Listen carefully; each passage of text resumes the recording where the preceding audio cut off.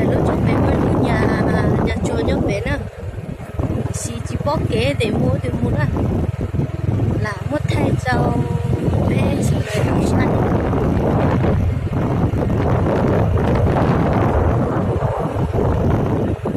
đã chị tiêu đã tên nó em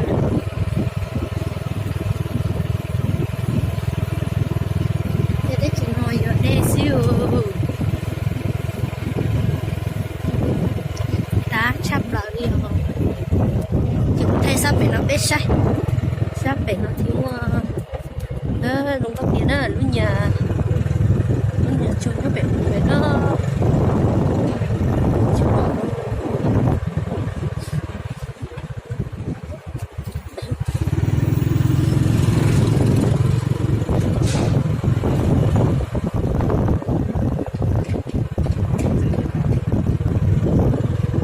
tê đê nào mà đá đi đá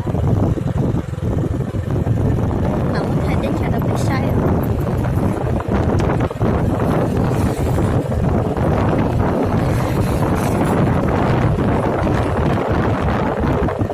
thay số đông sư là thay số đông sư nào mà từ xí chia nào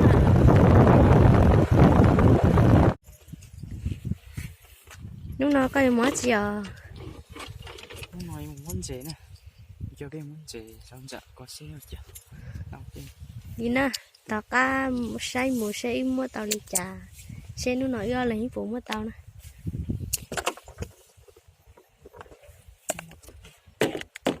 Mua đâu,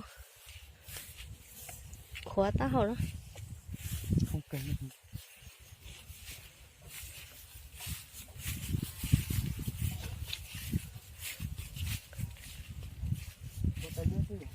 Trống này Có thể trống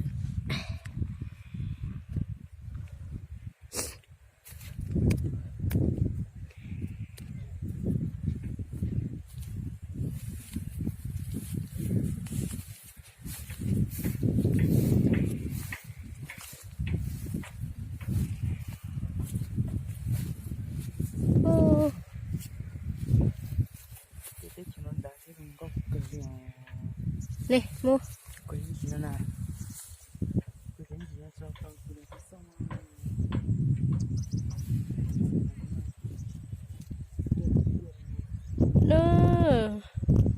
tôi đi chơi mà đúng có chập là đi tôi thấy nó mà chuông lần gì mà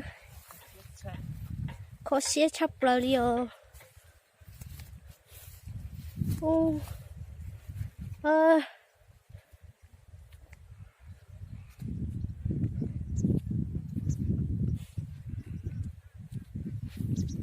rõ đi rõ nè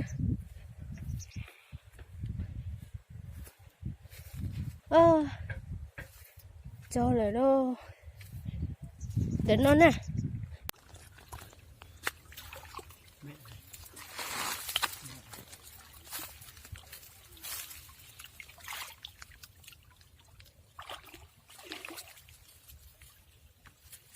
có trời cho không thấy thì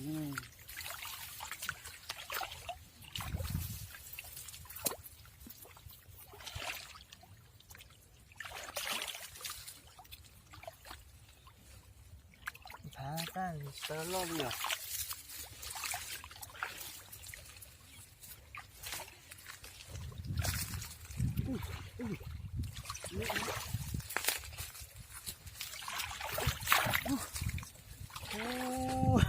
cắm lo không tao vậy hả? Thôi nhưng mà chỉ lo này hả? Ừ. Đến lo này, để tao thế này.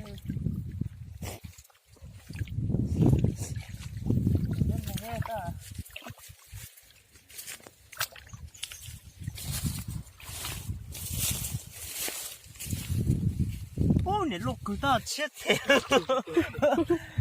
Bây giờ chẳng có cỏ bên đây chơi. Rất khó đấy à? Hả? Rất khó đấy. Cái đừng nhanh lên. mình đã hãy lọt cái rồi. Riêng cái tình này chưa tao thế. Cái này nhất là khó cho nó chọn gì lấy hay lấy chút chua này rồi. Chọn gì cơ, chọn gì lấy cái mua cái. cho bát đá thế Theo ấy tụi nó chia nó đấy. lỗi lại ô tôi tổng nó lóc tôi bây giờ Số lúc họ tụi nó vậy. ô nó thôi lúc khó hơn này cái gì lúc thì tôi coi hai chim ô nó mà có gì cơ mình sao các mũi tụi phải nó chứ giờ cá rô số à cá rô này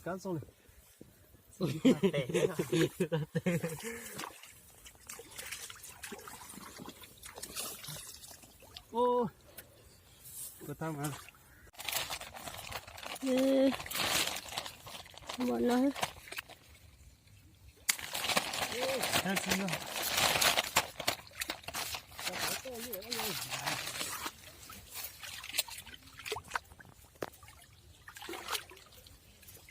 tối đi nó cứ nhìn đây đi nó cứ tao thử rồi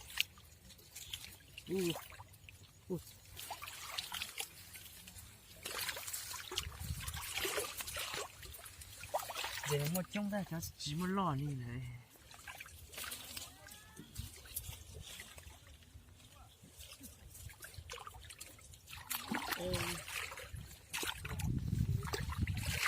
ô sao có nó cái một tụi nó suối thì nó lục cứ nó tôi còn cống rồi chốt nữa nữa con té nè cho anh tiêu. Xem cho phải co á. cho anh té xuống luôn nhau cái này nó ra nhớ nó nè nhớ nó nè ôi dạ dạ vậy sao muốn cái ha Kia hết kìa.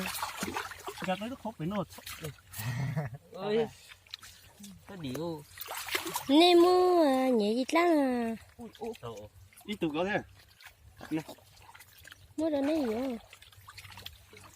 cho nên lúc phải cho nên lúc nào con ô gì vậy gã tới nào Mua khởi đồ này nó bị chả. nhưng hát con mấy ô cái đang dệt tổ coi thằng nó còn dệt nữa à anh chỉ có hồ chứ con thiết tổ tôi này rồi Chế tụi bị ta tổ này đúng không? có thì giờ tụi nó tổ coi tụi nó mà biết tổ thế tụi nó lon sai mua đồ em mua cho với trả tiền xin lỗi Mua cho lúc bị chả.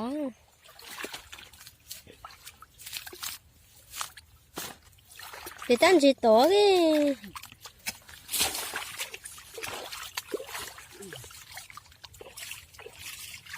như có chỉ mất khuyên nó mấy rồi nó tổ luôn.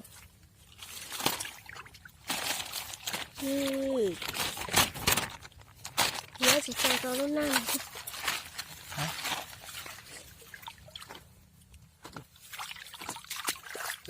Vô, cho con lên tàu, cho con. Nó sợ trông kì.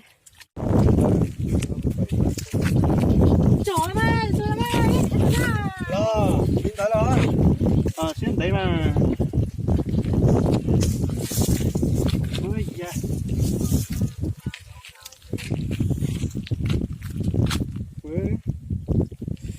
ô cái sản phẩm nó chiều thôi ô nhiều quay video rồi nó thè của vậy nó. một số tao đâu cha nữa tao mua cho Mua luôn nè nó. anh nhìn lại chúng mày mua cho lại là vừa chờ vừa bên này cho cháu non cái số tao bên nhà cho anh đến để lo đây mua cho lại ta là Nó. cho nó mà cắt cha nữa cho nó mất kỹ đâu mà Cho nó là hun chết cá nữa nè. chị ạ cho có chị anh chị cắt Do nè giống liền chết giống là cá. Không phải đâu.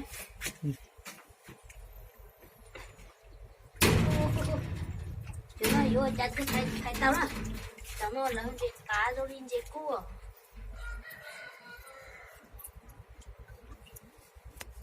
ô cái món tao chỉ lọ con này cái tao mất kỹ nữa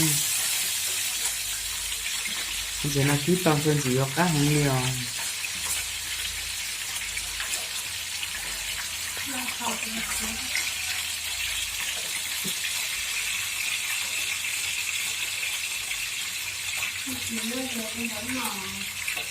có khi cho mẹ này có khi cho mẹ ấy có khi đi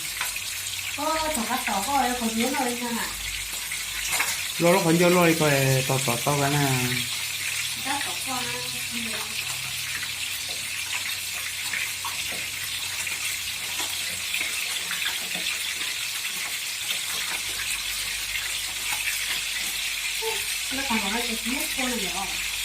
ừ?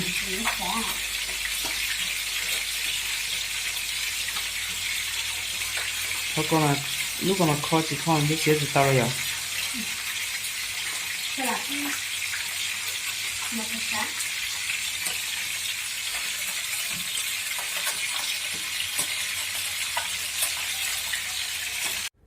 tao lại nè có ký tao lại nè dòng ly này chỉ khác cả nè tụi đó rồi nè